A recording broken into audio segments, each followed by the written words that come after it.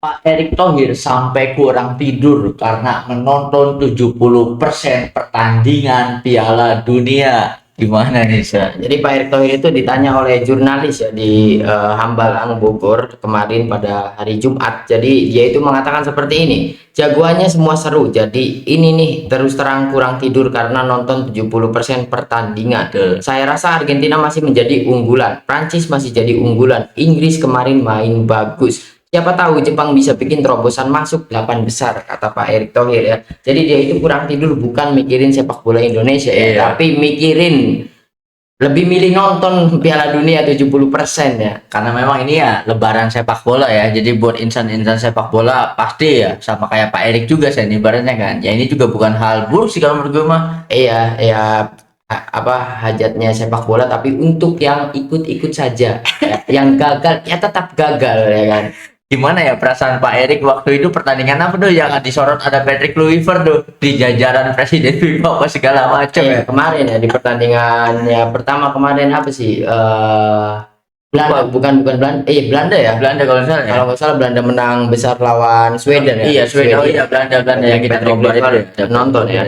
Dan pada saat itu gua tadinya lihat apakah Pak Erick nonton nemenin sahabat baiknya. Ternyata tidak, dia lebih memilih nonton dari kediamannya ya di Hambalang. Nah, dari kata-kata Pak Erick dia juga kurang tidur sama ya untuk tidak hanya para pejabat-pejabat yang menjabat di instansi pemerintah khususnya di olahraga apalagi di sepak bola yang nonton ini dan wajib banget ini buka untuk pengetahuannya Pak Erick juga kan pasti ya betul dan juga untuk ratapannya Pak Erick ya agar dia menyesal Indonesia tidak lolos ya. Ya kalau menurut gue mah gini Sen, Pak Erick itu yang mungkin memantau seperti yang sering gue bahas di video-video sebelumnya kan. Ibaratnya wah Curacao bisa ini main bagus, kayak Cape Verde bisa main bagus, Kongo bisa nahan Portugal. Ini juga mungkin udah mikir-mikir wah setelah ini mau ngundang friendly siapa kan bisa jadi kan kalau untuk Pak Erick gitu kan. Gue sih enggak ya kalau dia nonton 70% pertandingan di Piala Dunia pasti dia mikir ya daripada Curacao sama daripada Curacao lah mending Indonesia juga betul ya. Tapi Curacao keren ya bisa nahan Ekuador dan kipernya kan menjadi man of the match karena berhasil menyelamatkan 15 kali save bahkan 2 kali lipat dari kipernya Cape Verde kemarin itu dan dia menjadi man of the match ya. Ini keren-keren banget gitu kan. Nah semoga saja Piala Dunia kali ini karena Pak Erick nonton 70% pertandingannya semoga saja ini menjadi trigger Pak Erick agar kedepannya tidak melakukan kesalahan-kesalahan seperti belum main ya, dimana peluang kita itu besar banget semenjak Indonesia merdeka dan menjadi negara Republik Indonesia. Edisi ini di kualifikasi kemarin itu adalah peluang terbesar Indonesia untuk lolos ke Piala Dunia. Semoga saja di edisi selanjutnya berhubung Pak Erick masih menjabat, semoga saja karena memang kalau misalnya kualifikasi sepertinya Pak Erick sudah tidak menjabat ya karena masa jabatannya selesai gitu. Semoga saja ini menjadi trigger untuk siapapun yang nantinya menjadi ketum PSSI agar meloloskan Indonesia ke Piala Dunia ya. Ibaratnya ya jangan muluk-muluk target meloloskan ke Piala Dunia lah ya, percaya progres aja gitu Sen ke John Herman. Itu sih harapan gue mah, ibaratnya John Herman ya bisa dikasih project jangka panjang 5 tahun atau bahkan lebih ya, karena memang ya ketika melihat Kanada apa segala macam, pelatih timnas kita itu dulu pernah melatih Kanada, di mana Kanada di Piala Dunia kali ini kan gacor banget ya. Apalagi yang nyetak hat-trick kata lu bilang kan itu pemain yang debut di eranya John Herman kan. Iya itu debutannya di eranya John Herman ya. Jadi jadi harus berbarengan ya, percaya target lolos ke Piala Dunia dan juga konsisten dengan progresnya. Kemarin itu kan adalah ketidakkonsistenan dari PSSI-nya kan gitu ya, walaupun ada hal-hal lainnya kan sudah kita bahas juga gitu kan. Namun tentunya kalau misalkan kita lihat di edisi kali ini kekuatan negara-negara kecil seperti Haiti, kemudian seperti Curacao dan yang lain-lainnya, apalagi Qatar, Arab Saudi kan gitu, itu kan benar-benar sepertinya lebih layak Indonesia lah. Nah, apalagi kita melihat Turki Sen. Turki itu kan miris banget ya, secara tembakan banyak tetapi kan masih mencetak 0 gol dan bahkan Turki itu menjadi negara pertama yang gagal ya, untuk Turki kan lucu ya. Mereka itu malah gagal sama Paraguay yang di pertandingan pertama dibantai Amerika ya. Apalagi mendapat kartu merah ya. Raditya Dika kan dapat kartu merah. Almiron. Almiron itu nih gobloknya itu kan ada yang nanya apakah kamu nggak tahu ada aturan baru FIFA? Tidak, saya tidak tahu. Itu kan tolol aja. Padahal kan itu kan udah jelas-jelas dari staffnya itu di bench sudah memberi isyarat ya bahwa jangan menutup mulut kalau berbicara, itu pasti akan di kartu merah. Kan itu kan sebuah kerugian tersendiri untuk para pemain, karena di knockout atau di pertandingan selanjutnya bahkan larangannya katanya 2 pertandingan kan. Artinya di knockout dia tidak bisa bermain ya. Tidak bisa bermain juga. Ini juga parah banget ya, karena memang ini apa ya, bukan korban sih, ini ibaratnya setelah aturan baru yang rasisme terhadap Vinicius oleh Prestiani ya, ini yang terjerat pertama itu ya itu Almiron anjir. Iya, bukan karena memang dia kejebak ya. Iya, emang dia Itulah pentingnya literasi. itu dia. Ini minim literasi itu bukan hanya warga kita saja, ternyata Almiron juga sama. Juga sama. Tetapi justru yang digoreng-goreng itu timnas Turki ya, karena timnas Turki itu hype-nya kan gede banget ya, sampai ada parade mobil besar-besaran. Kalau kata Coki kan, kalau kata Koci kan, salah aja masuk klubnya Real Madrid. Jadi satunya lagi bintangnya malah pemain Juventus. Itu dia, Arda Güler kan digoreng-goreng karena statement di ruang ganti mereka ya, kita lebih baik dari Australia, kita harus tunjukkan keok 2-0 anjir. Ini benar-benar memalukan banget ya. Dan ini juga pasti, jadi kan di Piala Dunia ini menjadi etalase yang tampil baik yang mendapatkan spotlight, mendapatkan tawaran kontrak atau gaji yang lebih besar. Sedangkan kalau untuk Arda Güler juga mungkin pasti ada efeknya ya. Ketika Turki gagal lolos ke Piala Dunia, apalagi penampilannya 0 gol gitu kan. Iya, benar-benar ya, Turki itu bapuk banget kan. Tidak seperti yang diekspektasikan sebelum Piala Dunia yang bergulir itu sendiri kan. Apalagi banyak yang menjagokan karena di situ ada Yildiz, kemudian ada Arda Güler juga, tapi nyatanya tidak bisa apa-apa gitu. Bahkan di grup tersebut ya Turki menjadi salah satu favorit runner up grup kan, atau juara grup, tapi nyatanya mereka tersingkir terlebih. Bahkan negara yang tersingkir pertama itu kan Turki. Ya bahkan digadang-gadang bakal jadi kuda hitam dan seperti Maroko katanya kan.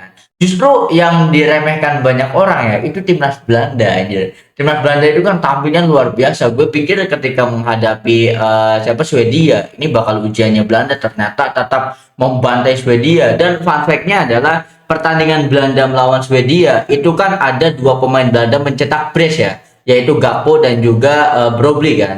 Dan ini juga terakhir kali timnas Belanda melakukan hal yang sama itu di tahun 2014. Kala itu ada duet maut Arjen Robben dan juga Van Persie, dan diulang kembali di edisi 2026 ini ya anjir. Iya, kalau Belanda ya sering ulang-ulang ya. Betul. Ulangnya itu kan kegagalan, sama seperti Arsenal. Betul. Gagal terus kan. Tetapi justru yang sekarang dapat sorotan itu emang prediksi dari Joachim Klemen ya, di mana waktu itu kan Joachim Klemen itu cuman ahli matematika kan, ahli ekonomi. Bahkan alasan kenapa memprediksi Belanda bakal juara Piala Dunia 2026 itu dihitung dari GDP-nya, jumlah populasinya. Secara ini konteksnya bukan ke bola gitu kan. Tetapi ya ini mengejutkan karena performa Belanda itu ya benar-benar mungkin ya sudah mulai ada chance untuk menjadi salah satu kandidat juara juga. Ya itu juga omongan fans Belanda 2010 kan.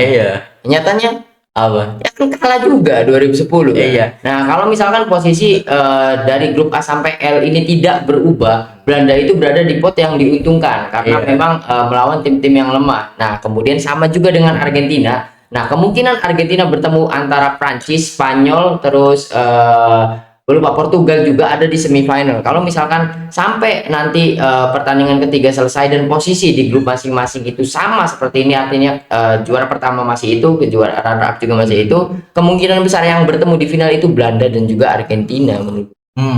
Ini jangan-jangan rematch waktu itu ke edisi kemarin tuh semifinal ya Belanda sama ini ya? Karena itu perempat final. Oh, perempat final ya. Gua jangan-jangan rematch yang sebenarnya Argentina lawan Belanda ya. Ini juga seru banget sih. Ya menurut gue Belanda kalah lagi lah, pasti siapa tahu ya. Tetapi ada fakta yang menarik juga di edisi Piala Dunia kali ini, ada 3 pemain yang mendapatkan rating sempurna, yaitu Lionel Messi, lalu ada Jonathan David juga yang sama-sama mencetak hat-trick, lalu ada Gakpo ketika pertandingan melawan Swedia, ratingnya bahkan 10 ya. Iya Pak, yang paling bagus ya Gakpo ya, karena dia kan mediocre dan juga tampil buruk banget bersama Liverpool. Kita tidak menyangka jika dia on fire di Belanda ya kan. Betul, seperti di level klubnya gitu. Ini benar-benar mengejutkan banget untuk Gakpo, dan semoga saja dengan performanya di Piala Dunia kali ini dia tidak dijual oleh Iraola ya. Betul. Karena harusnya Dikasih kesempatan sebagai ya. orang yang ngikutin Liverpool harusnya Gakpo itu dijual dari musim-musim kemarin. Nah, ini benar-benar sangat mengejutkan juga karena Gakpo itu kan asisnya juga banyak. Jadi tampil gemilang di 2 laga pertama Belanda ini gitu Sen. Ini benar-benar keren banget sih kalau dari Gakpo sendiri ya. Iya, dan juga Belanda itu kan selalu mengejutkan di tiap edisinya ya. Kalau dari setiap edisi pasti ada kejutan dari Belanda, cuma kadang keplesetnya itu di knockout. Ini sama seperti Arsenal. Jadi bisa unbeaten di grup, bisa tak terkalahkan di grup di kualifikasi, tapi di laga yang hidup mati itu mereka terpleset. Ini kan sama seperti Arsenal. Makanya fans Belanda dan juga fansnya Arsenal itu kebanyakan ngefansnya Belanda. Iya, karena memiliki kesamaan ya. Iya ya, karena memiliki chemistry yang sama, Betul. yaitu runner up kan. Betul, apalagi legend mereka sama-sama pernah main di Arsenal juga. Iya, betul. Robin van Persie. Tapi di 2 pertandingan Walaupun kali, legend yang dibenci ya. iya, legend yang tidak mengakui dirinya sebagai legend Arsenal.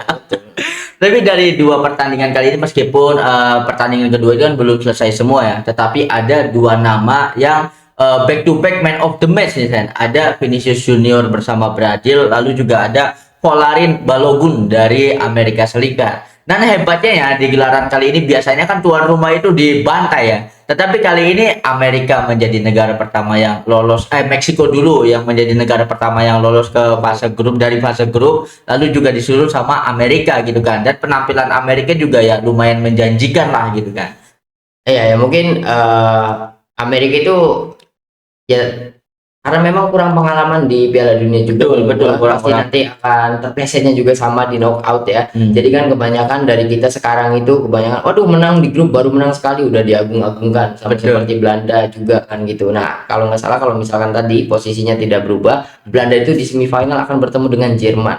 Nah, hasil dari tersebut ini tinggal pilih Argentina rematch lawan Belanda atau rematch lawan Jerman. Dan feeling gua akan rematchnya lawan Jerman. Waduh, ini Belanda menarik. ketemu Jerman habis. Bisa jadi ya kalau Kemarin lihat Pantai Gading kan satu pemain yang ngegolin di pertandingan pertama dan pertandingan itu dan dia tetap menjadi super sub yaitu Iya. Undaf kan. Wah, Undaf ini kan di pertandingan pertama dia baru masuk kemudian nyekor melawan Kurakau. Kemudian di pertandingan melawan Pantai Gading juga sama. Bahkan dia brace dan menolong Jerman dari kekalahan. betul, apalagi gol keduanya ya kan di menit-menit akhir ya. Itu benar-benar keren banget sih Undaf. Makanya ya ini juga Undaf juga udah mulai ada rumor-rumor transfer juga di Sen, tapi kita belum bisa bawakan karena rumornya masih belum jelas. Ini Undaf itu lebih ke market value-nya yang sudah mulai naik. Iya. Tetapi ngomong-ngomong soal Amerika gini, kenapa hype-nya sebesar itu untuk Amerika? Karena faktanya Amerika itu setelah 96 tahun baru bisa back to back beruntun 2 kali kemenangan di Piala Dunia. Ini kan berarti ya sebobrok itu Amerika di Piala Dunia kan? Karena memang ya negara lumbung gol gitu. Iya dan juga Christian Pulisic cedera ya.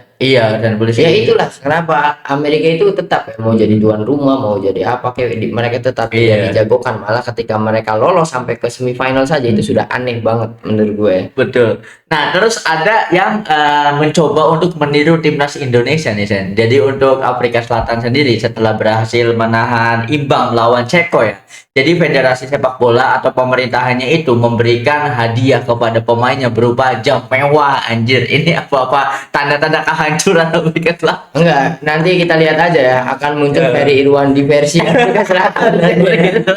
Sepertinya akan ada ya. Nah, hal itu kan terserah lah. Itu kan perspektif masing-masing, itu hal buruk Iya. atau hal baik ya. Iya, Namun ada hal baik yang harus dibicarakan, di mana kebudayaan dari Jepang kembali lagi ditiru oleh banyak sekali negara kan. Wah, Banyak ini yang keren. walaupun memang bukan supporternya yang meniru, supporternya juga ada ya. Supporter Portugal ngikutin, kemudian juga ada salah satu squad juga kan. Gue lupa ini squad Turki atau pokoknya dari negara Afrika deh. Itu kan sama membersihkan ruang ganti, Oh, ruang bahkan ganti, ya, sama betul. menulis kalimat terima kasih dan juga segala macamnya gitu kan. Itulah kebudayaan yang harus ditiru. Harus ditiru, harus dibudayakan ya, kebudayaan yang harus dibudayakan. Ini Jepang benar-benar keren banget sih. Tapi ngomong-ngomong, gue salut sama satu sosok ya, kapten timnas Inggris yang tidak dipanggil, Harry Maguire, di mana kerja apa aja yang penting halal anjir.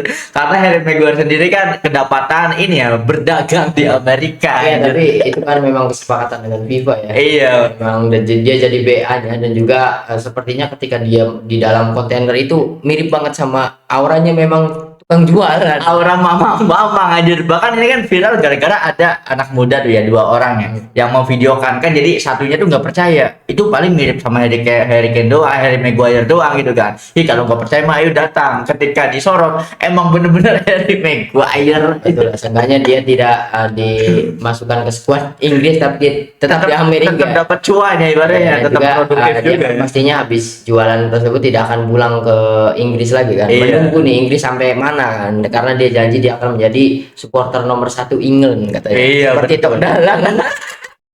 Supporter nomor 1 England. Yang waktu nobar di kedainya Iya. Uncle Bodo ya.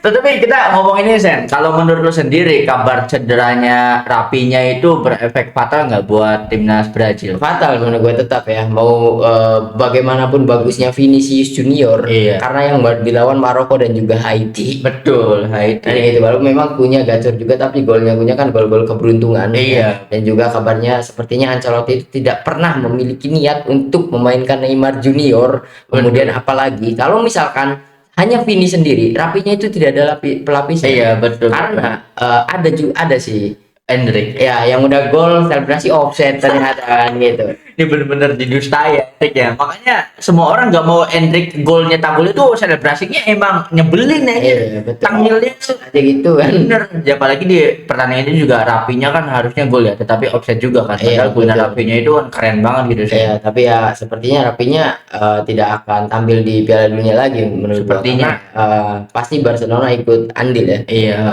Agar tidak memainkan Rapinya kan gitu. Karena tidak memaksakan nanti kalau ya. misalkan cedera itu kan ditanggungnya sama Barca kan. Iya, betul. Ya itu Barca yang rugi. Meskipun- Orang lagi bangkrut, Iya. suruh bayarin biaya urut aja. Jadi ibaratnya kompensasi dari FIBA nggak sebanding sama biaya perawatan Rapinya setelah cedera ya. Kalau cederanya emang makin parah gitu kan. Iya betul, dan tidak hanya itu ya, walaupun udah beli Gordon, kalau Rapinya cedera otomatis Barcelona itu harus membeli pemain lagi Betul. untuk kedalaman skuadnya. Ya ujung-ujungnya ngambil dari La Masia paling. Apalagi ini juga mungkin berkah buat Rashford ya, karena Rashford itu kan masih belum jelas. Rashford itu kan masih ada di ambang di lawan ke Barca dan Iya. juga balik ke MU kan, masih ada Iya. di ambang itu kan. Iya, tapi kalau misalkan Rapinya cederanya serius, ini mungkin rezekinya Rashford ya. Nah itu dia saya, karena memang kan belum ada nih, belum masih digantung lah, karena memang setelah Piala Dunia kan keputusannya Iya, kan. tapi kayaknya Barcelona uangnya udah habis. Bisa jadi. Soalnya 30 juta. Iya. 30 juta mending ngambil dari La Masia. Dan paling tinggal nungguin Fermin sembuhnya kapan. Betul, apalagi Udah. Fermin juga di posisi yang Iya, sama ya. Rashford mending Fermin. Bener. Yang kepanjang terus masih muda bisa dibodoh-bodohin kan gitu.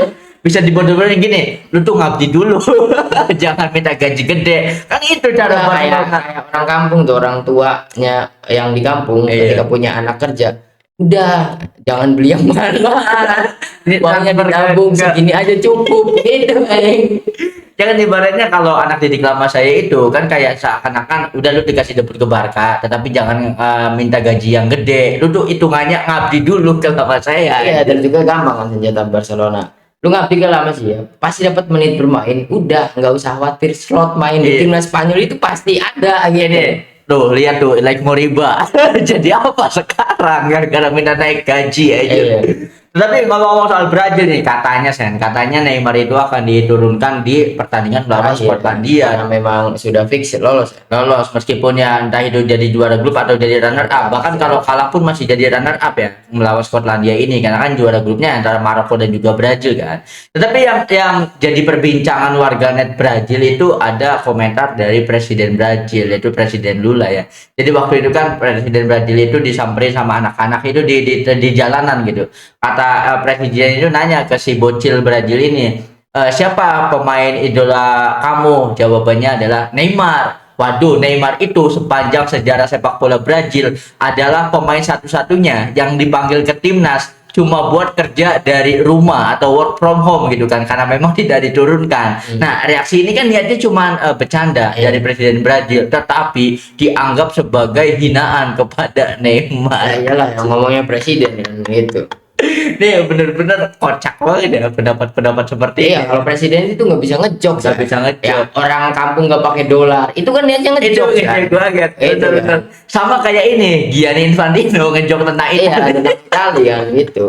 Nah, ngomong-ngomong soal kita kan pembukanya Pak Erik kurang tidur karena memang menonton 70% pertandingan Piala Dunia. Ini juga kan sama dengan Gianni Infantino misalnya. Bahkan ranking pesawatnya Gianni Infantino itu benar-benar jadi sorotan karena memang tiap match itu setiap kamera menyorot ke tribun pasti ada Gianni Infantino anjir. Iya, artinya dia berpindah-pindah negara. Bahkan kita tahu di Amerika saja jauh-jauh kan lokasi Iya, dia jauh-jauh. harus ngadirin di Meksiko, ngadirin Betul. di Kanada Iya. juga kan gitu. Apalagi selang waktunya cuma 1 jam ya. Iya, dan Kurang juga dari ini 1 adalah jam. Piala Dunia dari jam tayang itu terburuk ya, karena Piala Dunia itu hampir 12 jam Iya, pertandingan betul. gitu. Jadi kita itu tidak bisa menonton 100%. Tidak Kalau ada bisa. yang bisa nonton 100% udah fix Nyabu. nganggur ya. Udah fix nganggur ya. Nyabu juga kayaknya ya, bahkan Fabrizio Romano juga tidak update semua pertandingannya karena memang harus tidur Ya, aja. kalau Fabrizio sih pasti update ya. Karena ada adminnya juga. Iya, dia bisa bayar kan. Kalau misalkan orang Indonesia ada yang nonton 100% pertandingannya, menurut gua nganggur ya pasti. Meskipun pengangguran juga pasti harus ada doping ya karena memang benar-benar pertandingannya itu kan dari malam sampai siang gitu kan. Iya. Bahkan nanti kan ada jam 12 siang juga, ada jam 10 siang juga. Jadi emang nggak bisa ngikutin. Dan Pak Erik itu 70% pertandingan Piala Dunia itu bener-bener kurang tidur sih ya. Emang bener ya kan kurang tidur Ya ya. emang bener kurang tidur. Kenapa? Kalau misal 70% karena pertandingan paling at least ada jam 11 malam. Nah, baru berhenti itu ada di jam 1 siang baru berhenti. Iya, baru Artinya kan berhenti. Pak Erik ini tidurnya ya berarti bangun dini hari gitu kan untuk menonton pertandingan gitu. Ya mungkin siangnya baru tidur kan. Iya, pinter-pinter ngatur waktu tidur doang. Tanya kapan kan?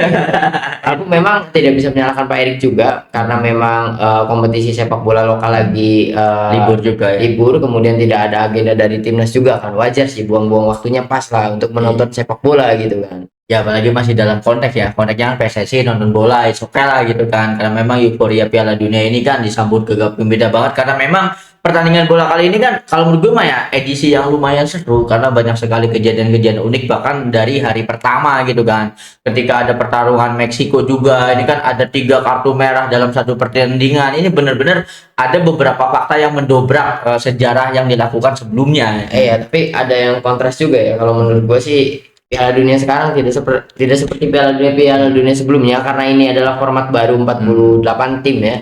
Jadi ngegolin di Piala Dunia itu gampang banget Iya. karena memang apa ya? Kesenjangan Jangan kekuatan level dan juga adanya format baru di mana negara satu benua tidak bisa satu grup, itulah yang membuat pusing banget di Piala Dunia karena sudah ketebak ini yang menang siapa, Iya. siapa walaupun ada yang meleset ujung-ujungnya imbang dan juga segala macam kan. Betul. Dan yang gua harapkan seperti pertandingan kemarin, gua harapkan Kongo menang, ternyata ditahan imbang Portugal. benar. Verde bisa menahan imbang Spanyol. Seperti itu. Jadi kurang enaknya di situ saja. Jadi ibaratnya tadinya level dari Piala Dunia itu ada di apa ya, di rare, sekarang itu sudah di reguler saja sepertinya.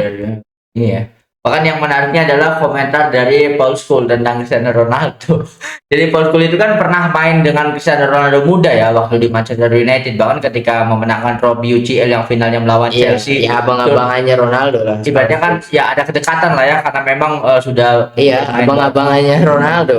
Nah, Paul Scholes ini melontarkan kritik karena ibaratnya di usia 41 tahun itu yang masih sanggup bermain full itu cuman posisi penjaga gawang. Jadi intinya ya jangan memaksakan lah untuk Cristiano Ronaldo karena kalau memang performanya sudah tidak bisa menunjang ya lebih wise lagi untuk mundur gitu kan dari squad. Tapi ada sih yang umur 40 tahun bisa 90 menit selain penjaga gawang. Siapa? Edin Dzeko ya bersama Bosnia. Nah, ini- Caranya dia membawa Bosnia dalam sejarah lolos lagi kan Piala Dunia. Di playoff itu kan gara-gara Edin Dzeko kan. Apalagi yang paling mencengangkan dari Edin Dzeko itu ya 15 tahun berturut-turut Sen, selalu mencetak 1 gol untuk Bosnia, entah itu di kualifikasi, entah itu di friendly. Ini kan konsistensi yang luar biasa ya, 15 tahun berturut-turut gitu kan selalu mencetak gol. Iya betul, dan pastinya akan banyak sekali kejutan kalau misalkan di grup ya tadi ya agak membosankan, walaupun memang ada pertandingan yang benar-benar menarik juga. Tapi banyak sekali pertandingan yang membosankan dalam artian ya ini bisa ketebak gitu, bisa dibantai dan juga segala macam gitu kan. Dulu kalau misalkan ada skor 7-1 itu kan ketika Jerman ngebantai Brazil dan juga segala macam, itu sesama kuatnya bahkan ngebantai tuan rumah. Iya. Kalau sekarang aduh ngebantai 7-1 lawannya Kurakal gitu kan. Jadi Belum kelihatan lebih ya. lebih ini aja apa lebih apa ya kayak gampang banget gitu. Kayak grup di Piala Dunia tahun ini tuh sama seperti kualifikasi, Iya. tidak seperti Iya, grup Piala Dunia. vibe-nya masih Nah, Piala Dunia edisi kali ini ngegasnya itu baru di knockout. Knockout. Knockout itu benar-benar rasa kayak grup Piala Dunia edisi sebelumnya karena ini kan 32 besar. Ya bener kayak Piala Dunia sebelumnya karena memang aslinya itu format paling bagus 32 negara. itu baru terfilter tim-tim terkuat di bumi ya kalau untuk 32 negara ya. Kalau sekarang memang ya vibe-nya kayak kualifikasi karena banyak sekali pemain-pemain yang bisa mencetak 2 gol, apalagi ada beberapa fakta-fakta tentang gol tercepat di Piala Dunia yang sebelumnya 5 menit sekarang udah 1 menit juga kesusul gitu kan. Ini memang membuktikan sih kualitas dari negara-negara ini ya. Iya betul ya seperti apalagi jangan adalah wacana untuk menambah kontestan Piala Dunia Iya, gitu. Karena jangan. nantinya pasti akan amburadul lagi pasti jadwalnya. Tidak bisa tuan rumahnya itu ke depannya kalau misalkan seperti ini saja tidak bisa tuan rumahnya itu cuma satu negara. Tidak bisa. Itu karena tidak bisa menampung pertandingan yang segitu banyaknya kemudian dikejar-kejar jadwal liga yang harus kemudian Iya. berjalan waktu libur para pemain dan juga segala macamnya gitu itulah buruknya namun ya hal positifnya tadi kita bisa menonton pertandingan lebih banyak kan Lebih banyak ya karena itulah target marketing dari FIFA dari itu FIFA. sendiri. Karena memang untuk next tuan rumah sendiri kan sudah diputuskan ya, ada Portugal, Spanyol dan juga Maroko. Berarti mungkin untuk kedepannya format tuan rumah 3 negara ini akan terus diterapkan ya Sen ya. Iya betul dan juga ada perayaan 100 tahun Piala Dunia atau apa begitu kan ada Paraguay, Argentina dan juga Brazil kalau nggak salah Iya, ada beberapa pertandingan pembukanya itu di Amerika Selatan dulu untuk Iya. edisi 2030 gitu. Hmm. Jadi main tuan rumahnya mah tetap tadi kan Iya. Portugal dan yang lain-lain tapi ada beberapa pertandingan untuk negara Amerika Selatan kalau nggak salah karena menghormati ulang tahun Piala Dunia yang ke-100 atau keberapa gitu. Itu akan di Uruguay, Argentina dan juga Brazil dulu kan. Oh berarti di tanah Amerika Latin ya. Iya, itu karena Untuk ulang tahun CONMEBOL atau apa gue lupa. Ini untuk tribut aja ya. Iya, untuk edisi 2030 dan sepertinya akan seperti itu terus kalau misalkan seperti itu terus ya mungkin kalau misalkan Indonesia terpilih, ya Indonesia, Malaysia, Brunei. Thailand. Enggak Ya, Thailand. Thailand betul betul. Thailand kalau dari stadion dan Ekosistem juga ya. yang lain-lainnya. Kalau enggak Thailand ya Vietnam Bali Iya gitu. Vietnam. benar. Tahu-tahu Thailand, Vietnam, Malaysia, Indonesia yang enggak diajak. Kalau itu pasti nggak mungkin ya. Enggak bakal bisa. Gue berharap sih ya, kalau Malaysia stadionnya bagus-bagus ya. Udah mending juga nggak usah Indonesia, Malaysia atau yang lainnya. Jawa, Kalimantan, Sumatera, mending Iya. juga gitu dan Bali. format BRI. Iya. So yang mau dibahas lagi kan Sen? Itu sudah sampai di sini ya. Kita Itu sudah serba-serbi sampai Piala sini. Dunia. Itulah serba-serbi Piala Dunia yang kalau menurut gue mah tetap menarik karena memang ini juga ajang untuk pembuktian para pemain-pemain muda ya. So itu saja yang sudah kita bahas. Drop opini kalian tentang edisi Piala Dunia tahun 2026 ini di kolom komentar. Thank you banget yang udah nonton episode ini sampai habis. Jangan lupa buat komen, like, share dan juga subscribe tentunya. Sampai jumpa di episode selanjutnya.